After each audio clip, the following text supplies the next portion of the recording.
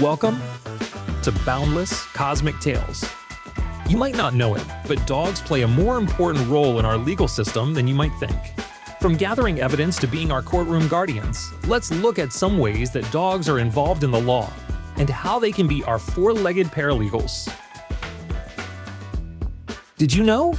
A bloodhound's sense of smell is so precise it can be used as evidence in court? That's right.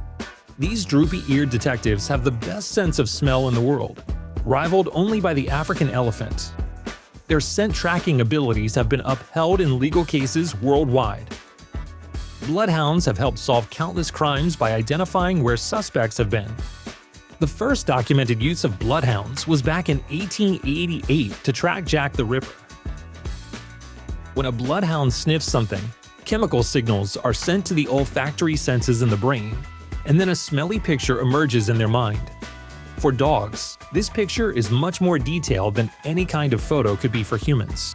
And their ability to stay on the scent trail is so persistent, they can track a scent trail that's over 12 days old and over 100 miles. There is a small catch though, so your neighbor's half-bred bloodhound probably won't count in court. In most cases, the bloodhound needs to be a purebred that has been trained in scent tracking. So you can't run, and you can't hide from the bloodhound detectives. It's like they have a GPS, but way more impressive. Dogs as witnesses? Well, sort of.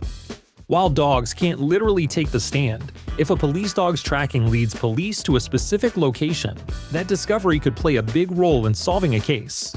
Their actions can potentially cause their handlers to take the stand as part of testimony. For example, if a dog consistently alerts to a suspect's belongings, this can be presented as evidence. Though it's ultimately up to the judge or jury to decide how reliable that evidence is. Now here's where things get tricky. Did you know that the Fourth Amendment in the US affects how police dogs are used in investigations? This protects citizens from illegal searches and seizures. Well, if a police dog sniffs out evidence during an unlawful search, that evidence might be thrown out in court, even if the dog's detection was accurate. Unfortunately, dogs don't know the law, so they can't decide to conduct a lawful search. They just sniff anyways. So, what exactly is a courtroom comfort dog? These therapy dogs provide emotional support to witnesses, particularly children, victims of crimes, or those with disabilities, during stressful legal proceedings. Their presence can help reduce anxiety and even improve the clarity of testimony by helping witnesses feel more at ease. They're trained to sit quietly and remain calm in high-stress environments like courtrooms. While I'm sure everyone would want a courtroom therapy dog, it's ultimately up to the judge to allow the dog under certain circumstances. And while these dogs are a game changer for many, not everyone agrees. Some defense lawyers argue that a comfort dog's presence might influence the jury by making a witness appear more sympathetic. But most courts are finding ways to balance this by ensuring the focus stays on the testimony, not the dog. Moving away from the courthouse, let's talk about possession laws, everyone's favorite subject. In France, pets are considered sentient beings under the law, not just property. That means owners can make financial arrangements to care for their pets after they're gone. Pretty amazing, right? While pets can't directly inherit money, owners can set up trusts or designate a caretaker who will manage funds specifically for the pet's welfare. France isn't alone in this.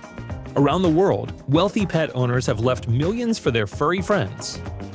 A controversial case in the US is Leona Helmsley, who left $12 million to her dog. Afterwards, the dog had an attempted dog napping and others trying to steal her for her money. She even had to use some of the money to get bodyguards. Later, the judge reduced her trust fund to only $2 million to pay Helmsley's grandchildren. Now that is a trust fund puppy. Pet custody.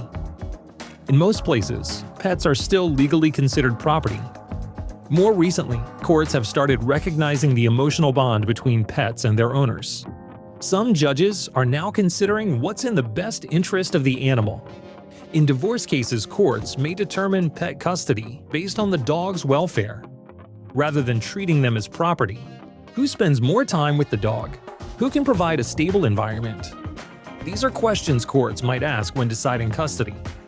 Sometimes, couples even work out shared custody agreements for their pets. This might mean alternating weeks or splitting holidays, yep, just like with kids.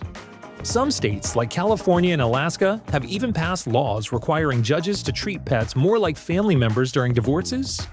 It's a big step toward recognizing the unique role pets play in our lives.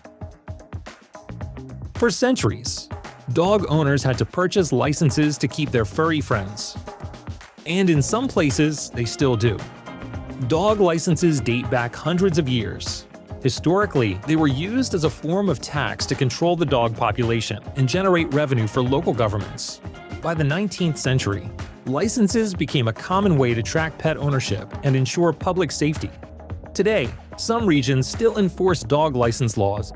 They help ensure dogs are vaccinated, provide a way to reunite lost pets with their owners, and fund local animal shelters and services.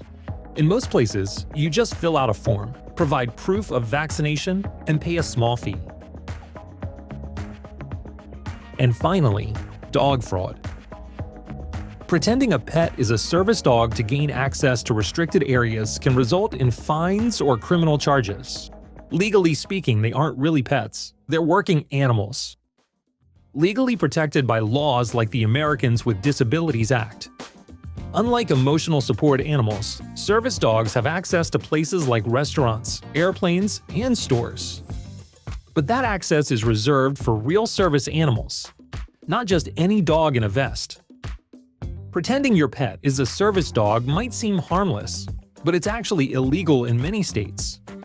If you're caught, you could face fines that could cost thousands of dollars, and in some cases, even criminal charges. So, sometimes dogs may be our lovable pets, but they can also be our lawyers, detectives, and trust fund babies. Thanks for watching. Check out some of our other videos if you enjoy dogs, space, or dogs in space.